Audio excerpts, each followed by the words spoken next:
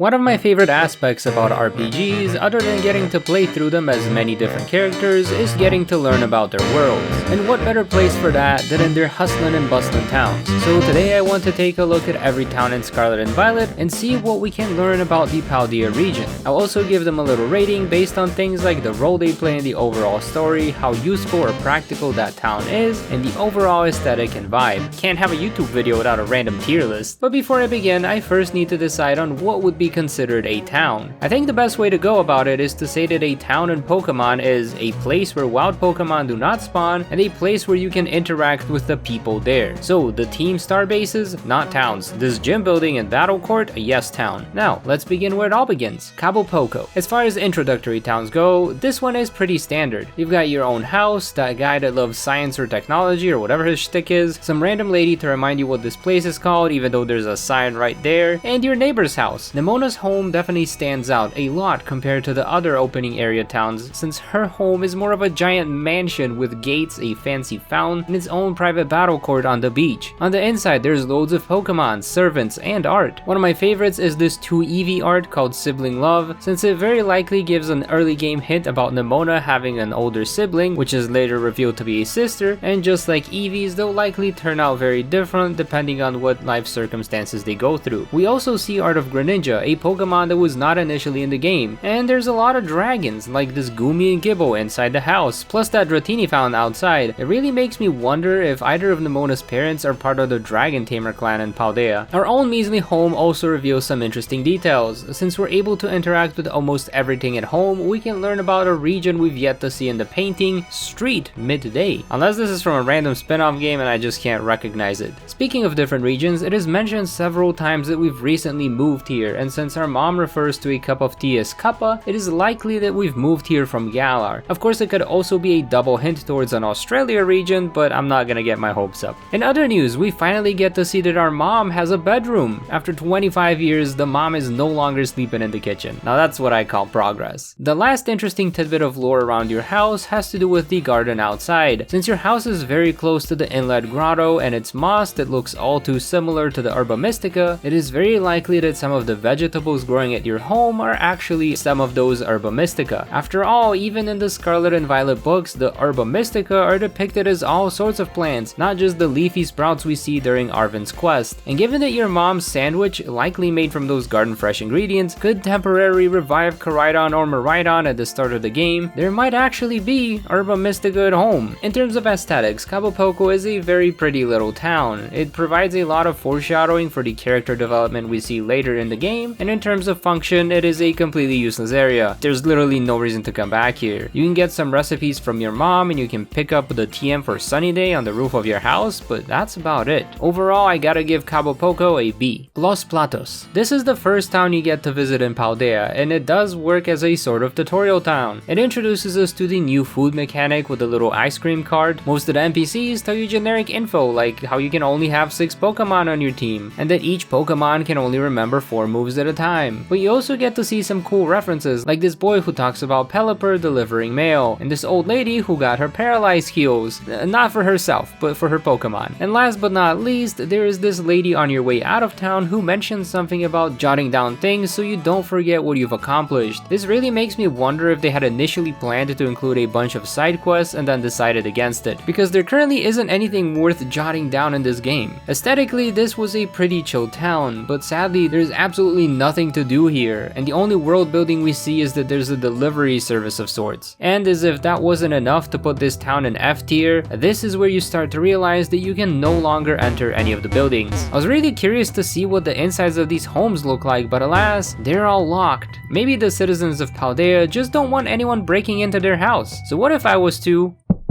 Who's there? Today's sponsor, Aura. Did you know that the average American is 3 times more likely to be a victim of cybercrime than a home burglary? And Aura wants to help people properly protect themselves. As an all-in-one digital security app, Aura provides you with everything you need to stay safe online. You get a VPN, an antivirus, and password protection with notifications if there's been a breach. I'm glad I change my passwords often. They go above and beyond by identifying data brokers that are exposing your information and automatically submit opt-out requests on your behalf. I was a bit shocked to find that there were 30 different data brokers selling my information. Here I was thinking there's probably only gonna be 1 or 2, but 30? No wonder I've been getting so many random letters offering me business loans and other stuff I've never even asked for. And you can also have a family plan to protect your parents and kids as well with the parental controls. Yes, parents. I know mine are starting to get old, and let's be honest, most of them did not grow up with internet safety in mind. Aura can help you keep an eye out for their digital safety and resolve threats together, fast. They have almost every internet safety tool you need. And as a special offer to my audience, if you sign up right now using my link, Aura will give you a 2-week free trial. Just go to aura.com/Vasko to start your free trial. You could also scan the QR code on screen or click the link below. You might be shocked to find out just how much of your private information Aura finds exposed over those 2 weeks. Thank you, Aura, for sponsoring today's video. Now on to the next town, Mesagoza. Right after giving us 2 tiny towns, the game throws us into the biggest town there is. It's so big that it can be split into 3 different parts, west, central, and east. On the west side, you can find a nice array of shops selling all of the cooking items you'll ever need, as well as this nice lady who'll give you a ribbon if you have a Pokemon that's very tiny or very large. There's also 2 Delibird shops for some reason, as well as a building you can actually enter. Every which way is the Paldean version of Subway, and there you can see some locals chowing on sandwiches, as well as their Pokemon chilling on these soft cushions. In central Mesagoza, you can find this lady that looks into your past lives and gives you a phone case. Silly rewards aside, this hints to the fact that all of your save files on the other Switch games are past lives of the main character. Kinda makes sense for Legends Arceus, but what about Sword and Shield? I thought the events of that game were fairly recent. I don't remember seeing any trucks in Galar, did you? Anywho, we also get a bit of fun lore, like why no one uses an umbrella when it rains in this region. There's also a battle court that most people are too scared to use since they know everyone will be watching. We also get walls of the exact same restaurants stacked right next to each other. I know this is how spread out the Starbucks are in Atlanta, but this doesn't seem like a good game design idea. The last interesting tidbit in central Mesagoza is another building we can enter. That's right, there's 2 types of buildings you can enter in Paldea, subways and hair salons, although there's not much to see inside this one. That just leaves us with eastern Mesagoza, which comes with rooftop access, a park, this doggy-filled which way, and a nice high ground area which is so out of the way that even its sandwich shop is completely barren. It's honestly quite a shame since I think this is the best looking part of town, but players have zero reason to visit it. Overall, Mesagoza is both overwhelming and underwhelming at the same time. It's packed with restaurants and food stalls, yet most of them are of the exact same kind, staggered back to back. And despite its size, there's an overwhelming lack of things to do or lore to learn about the world. I gotta give this one a D.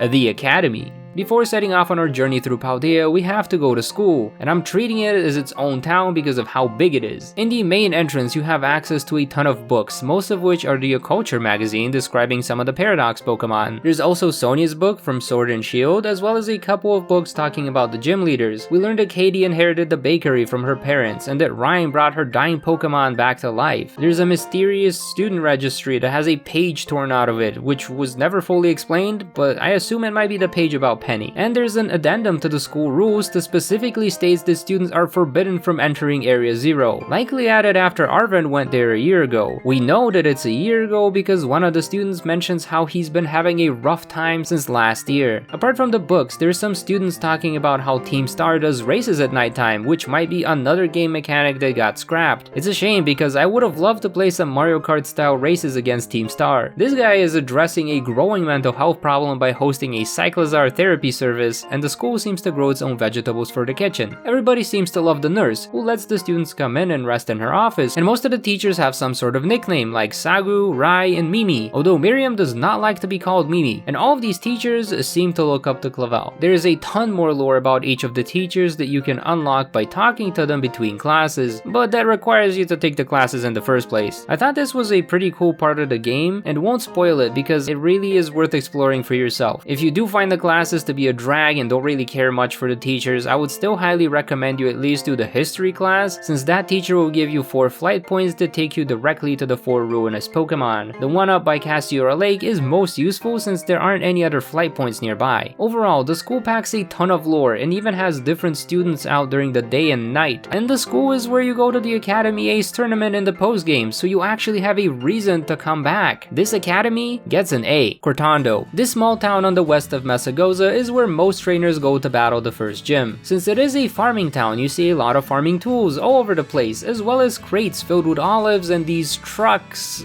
In the center of town, you can find the patisserie Soapberry, which includes a treetop court and decorations that resemble colorful tarantula hanging off the tree. I smell the work of Brassius. Unfortunately, you cannot actually buy anything from the patisserie, which was quite the shame considering how much the game hypes it up. But hey, at least you can go inside the every which way, and there we see the beginning of a very clear theme within the shops. All of the Pokemon inside are bug types, the same as the local gym leader. And this one NPC actually tells you how to evolve your Scyther. This may be common knowledge for veteran players, but it is a very useful hint for newcomers to the series. Another cool tidbit related to bug type Pokemon is that there's 2 Heracross on either end of town, one male and one female. It's a tiny little detail, but it's nice to see them showing the appearance difference of Pokemon so early on. You can also see some regional Vivillon, which are still not available in game. At the moment, we only have the fancy pattern, but this guy has the continental and tundra patterns. We will eventually get these other patterns through Pokemon Go, but for the time being, this is the only place where you can see these two in game. There is an NPC who's willing to trade you their Snom for a Flabebe, which is a tiny fairy Pokemon that does spawn in the area nearby. I tried to find one, but ended up having to go way off the beaten path to this area that's a bit hard to get to. Right outside of Cortondo, you can also find the Olive Roll field, where you can participate in the Olive Roll, a mini game that is so clunky it felt like I was playing Mario 64 with a broken controller. It also looks like you can just enter the field and bounce the ball around. If you have some friends to join you through the Union Circle, you can probably go there and play some Rocket League together. Bad puns aside, Cortondo does have a bit of lore and does offer the Olive Roll as an actual multiplayer activity, yet it lacks some pretty key features like letting you buy items from the famous Soapberry, so I gotta give this one a B. Artisan. Since both of its main exits look the same, I never know which side I'm about to walk out of. And I'm not the only one getting lost in Artisan. There's also this couple who is supposed to meet by the weird statue, and well, there are a bunch of different areas in this town. The maze with a secret base in the middle, the pool area, a boardwalk with the red flowers needed to turn Oricorio into a fire type, and this playground. Throughout the town, you can find a bunch of different sculptures on display, most of which were made by Brassius, but some are from an anonymous artist, although it's probably still Brassius, just him during a creative rut or something. Lore-wise, we learned that strong winds tend to blow Suncurrent into the city, which is why there's a lot of Sunflora. Speaking of which, you can redo the Sunflora hide and seek to get a Leaf Stone and a Sunstone, although some of the Sunflora are hidden in annoying places, like on top of trees. Also, each of the Sunflora has its own unique voice line, and there might be an imposter among them because this one says Sunflorent for some reason.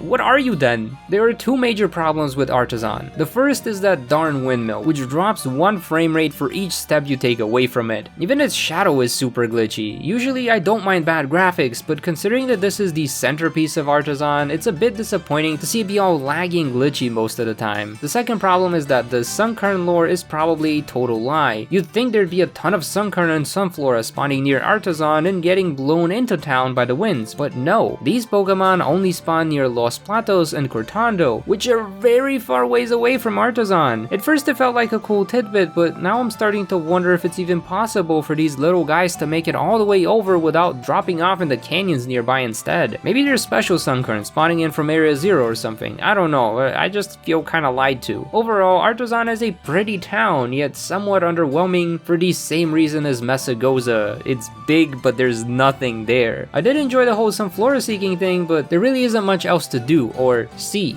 Levincia. Apparently, it used to be a small port town that shipped ore from the mines nearby, likely on the northern half of the bank, not just because it's closer to the mines, but also because that's where the lighthouse is. Now the city is lit up not by this secluded structure, but by a ton of tadbulbs. It's also a privacy nightmare since there's security cameras everywhere, and they're actively being used by Iono to live stream the gym test and gym battles. How come I didn't get a pop-up telling me about this breach of privacy? What if I don't want to accept these cookies? No one seems to mind because Iono is super popular, and so are Brassius and Tulip. We can see ads for their sculptures and perfumes on the billboards in the central area, but there's also some other interesting ads, like this one for Crocolo's cereal, and the weirdest ad is by far this one featuring Quaxwell trying to sell you a credit card? As it turns out, this isn't just a random ad, there's an actual bank in the game with an ATM that we can't use. You can also find this bank in Mesagoza, but it's a lot easier to spot on Levincia. The bank isn't the only inaccessible interesting building, there's also a post post office marked in yellow, just like the mailboxes in Los Platos, and the courier service marked in red. And finally, there is a large real estate firm which has not one, but 5 buildings. 5 completely empty buildings. But hey, at least there's some nuggets on top of the main one and a couple more useful items on the roofs of the other. And given the large amount of businesses in Levencia, most of the town is packed with business people. Some of them really enjoy the little park area on the south side where you can find an NPC that gives you the ribbon for having maxed out effort values on a Pokemon. There is one more notable NPC in Levencia, and that's this girl who will trade you her Haunter for a Pinkerton. This is a very easy trade to achieve since you can grab some ice cream near the entrance of Levencia to boost electric type encounters, and then just take the nearest exit down to the beach to find yourself a Pinkerton. The best part is that her Haunter does not have an Everstone, so you get yourself a Gengar without having to trade with a friend. There's also a new theme starting with this town where an NPC is discussing the origin of its name. For Levencia, it's a combination of Levin, Leviathan, and Levin, which means to transform for the better. Didn't think I'd be learning the SAT vocab words, but here we are. Overall, I love the amount of lore there was about Levencia, but there just isn't that much to do in this town. It's another case similar to Cortondo, where the main attraction can't be interacted with, so I gotta give this one a C. Zapapico. On the other side of the mines, you can find the small town of Zapapico, named after a word for pickaxe. This town's every which way is full of rock-type Pokemon, even though it's got no rock-type gym, or any gym for that matter. They have a battle court that's supposedly used by miners after work, but we never get to use it. And there's this guy who talks about how nice it is to be able to sit on a bench. The thing is, we can't sit on benches in this game. In terms of useful NPCs, there's this one chilling by the fountain that will give you an item to evolve your Shark Cadet. The item depends on which version of the game you have. There's also this little kid who will tell you how Phanpy is really good against poison types, which is a useful hint if you get stuck fighting a certain poison type trainer nearby. The only thing remotely relevant to the overall world is this guy mentioning some traveling nurse that saved him from passing out in the mines. That just refers to this lady that's set up in the middle of the route. And I guess these two ladies talking about seeing a Pokemon in the mines that's as tall as a mountain and as long as a river is likely referring to the lurking Steel Titan, which also happens to be the only Titan whose existence is confirmed by NPCs that aren't also right next to it. Sadly, due to the complete lack of lore and activities, Zapapico gets to join Mesagoza in D-rank. Cascarafa. The city of water is the third large city in Paldea. It's built up on a cliff face, so it's separated into 3 tiers with convenient elevators to get you between each floor. Apparently, these were fairly new additions, and before that, the locals would have to take Cyclozar up and down the cliffs. Kinda wish that was still an option, since I'd rather do that than wait for the elevator. We also learned that Kofu is largely responsible for this city's success. Not only does he own a restaurant with a bunch of unique dishes, but he's also the one who suggested that the town be painted white and blue, which in turn drew loads of tourists. Everyone in town really seems to love him, and not just because he's the gym leader. Inside the gym building, we learned that his gym test is considered Ultra Ball tier, which I imagine is supposed to be very difficult. Chances are that the wallet delivery thing we got to do is not the actual gym test, but sadly we never get to see or hear anything about what the real test is, so we'll just imagine it was something harder. There is an NPC who basically confirms that terrestrialization is a Paldea exclusive phenomenon, so it's likely going to be a generational gimmick that will get replaced by the next thing in Gen 10. There are 2 useful NPCs in Cascarafa. First is the friendship checker by the fountain, which will give you the best friend ribbon if you got a max friendship Pokemon. I do not. The other is this girl, who's also by the fountain, and will trade you her normal Wooper for a Paldean Wooper. This is the only way to get a regular Wooper. Out of the big 3 cities in Paldea, this one has the most lore and the best aesthetics, so I gotta give it a B. Porto Marinata. This town is named after marinating, and just like Cascarafa, Kofu is very popular here. The main attraction in Porto Marinata is the marketplace, where there's auctions for all sorts of materials. I did this one for 34 lemonades, and then compared it to the price of actual lemonades, only to find that I basically just saved 1,000 Poké Dollars. That's like 5 Pokeballs. Anyways, would you like a lemonade? There is a battle court right next to the market, and apparently people used to straight up have fights with each other, but now use the battle court to settle their differences like civilized trainers. Outside of the market, you can find a warehouse, this Palafin cutout that shows off its hero form, and a secret beach off to the side that most people don't visit, and there's a bunch of Pokemon spawning here, so I don't even know if I count this as the city anymore. Porto Marinata also has these cute little mosaics of water-type Pokemon and its own lighthouse since it is a port town and all. The only thing missing from Porto Marinata is an every which way, except there is one. It's just part of the marketplace area instead of its own building. Sadly, the only thing to do here is grab auction items for your legendaries, most of which aren't even in the game yet, and maybe a couple cool Pokeballs if you're lucky enough for them to show up that day. D tier. Medali. This town town is named after the word medley since it is a mix of people and things. It's a hub town for Paldea. There's people coming and going from every part of the region, and you see almost every type of restaurant in the area. There's even a bunch of NPCs outside trying to promote their restaurant. The only problem is that these are repeats of the restaurant on the other side of the street, which makes it feel like it's not so much of a medley and more of a copy-paste of Mesagoza's restaurant scene. As a hub town, it does have its own warehouse, as well as a Cyclazar station like in all of the other towns, but this one comes with a little orange juice dispenser. There's also a real estate building, likely owned by the same company as the one in Levincia. In terms of cool locations, we do see this ancient amphitheater, which was also part of the gym test, and then there's the treasure eatery. Here you can order a unique menu item from the waiter up front, and in the back you can ask the chef to change your Pokemon's stereotype if you give her 50 shards for that desired type. Apparently she's only willing to do so if you're able to defeat Larry in battle, so most trainers don't have access to these services. But then again, most trainers don't have access to a Terra Orb, so it's not that big of a deal. This chef single-handedly makes Medali one of the most useful towns in the entire game, although the rest of the town is pretty normal and doesn't contribute much to the world's lore. It gets a C for chef. Montenevera. This icy cold city has two things that everyone agrees on. It's really cold, and there's a great music scene. Sadly, unless you visit during the gym test, the stage is completely empty and the town is silent. There's snowman and candles and ice types, but not much more. One trainer near the gym mentions the time the teacher used to be the gym leader here, but she retired a year and a half ago, so now her younger sister Rhyme is the gym leader. The Sushi High Roller restaurant has a completely different menu, without any pictures for some reason. And last but not least, there is one very useful NPC in this town, the Hyper Trainer guy, who will max out the IVs of your level 50 or higher Pokemon for a bottle cap. So once again, a single NPC saves this town from an abysmally low grade. It gets a passing C. Glacido. This place can barely be called a town, considering it's just a Pokemon Center, a battle arena, and a gym building, but Glacido is home to the Snow Slope Run, which seems to be a pretty popular sport in Paldea. You can play this as many times as you like, sliding down the hill and trying to hit all of the flags, because if you don't, you get a 5-second penalty added to your timer. I'm a bit curious to see what the best possible times are for these, and since there's at least something to do, Glacido gets a D. Also, I know this part isn't remotely close to Glacido, but if you go all the way up north, you reach the lighthouse and the Team Star base, where you can talk to the few NPCs about how they kinda wanna leave Team Star. But more importantly, it made me realize something about the lighthouses. They're not all pointing in the cardinal directions, nor do they change their position with the wind. Instead, all 4 of these lighthouses point towards the nearest cursed Pokemon. Well, at least their general direction, which I thought was a neat little detail. Anyways, that leaves us with Alfornada. They make pottery here, as you can tell by the ovens and pretty plates all over town. We see similar plates in our house back in Cabo Poco. It's a nice callback. They've also got their own mosaics of Pokemon, but instead of random water types like in Porto Marinada, these are the original sprites used in the first 2 Pokemon games. The main battle court is right under the observatory, but they do have a second battle court that's being used to host the ESP training by Dendra. You can participate in this activity whenever you want, and it does get progressively faster as you go. Now, you might be wondering why you'd ever subject yourself to this kind of training, and the answer is because you get berries that help you remove EVs from your Pokemon. So if you'd like to retrain a storyline Pokemon for competitive, these berries will come in handy. Despite being a pretty small town, Alfornada has a nice aesthetic and an easy way to farm useful berries. It's also got a very straight path through the town, making it one of the best places to go and hatch your eggs. I think it is a well-earned B. Overall, most of the towns in Paldea felt very bland and empty. I think this might be in part because of the precedent set by previous open world games on the Switch, games like Breath of the Wild and to some degree Legends Arceus. However, those games had mostly empty settings, since one of them is set in a post-apocalyptic setting and the other is in a land that is just being settled. But both of those games, as well as many others, fill their somewhat empty worlds with things like side quests that help develop the lore and characters you see, which is something Scarlet and Violet failed to do. Although based on some of the text, I do get the feeling that these features were planned but then scrapped, either due to creative choice or lack of time. So instead, we're left with some very unique and creative looking towns that have almost no lore to them, almost nothing to do except visit one NPC for a ribbon or stat change. No real reason to care. I want to care, and I hope you do too. Part of me is really tempted to turn this into a series where I go and explore every town in different games and see what works well and what what doesn't. I'm curious to see how games like say Xenoblade handle town design, as well as to see if older Pokemon games were really any better, or maybe it's just nostalgia goggles telling me that this game took a step in the wrong direction. If you're curious too, please consider leaving a like and subscribing. Maybe even drop a suggestion in the comments for which game you'd like to see me analyze in a future video. I do read all of them, so I look forward to seeing what you have to say. Anyways, thanks for watching, and I hope to see you in the next one.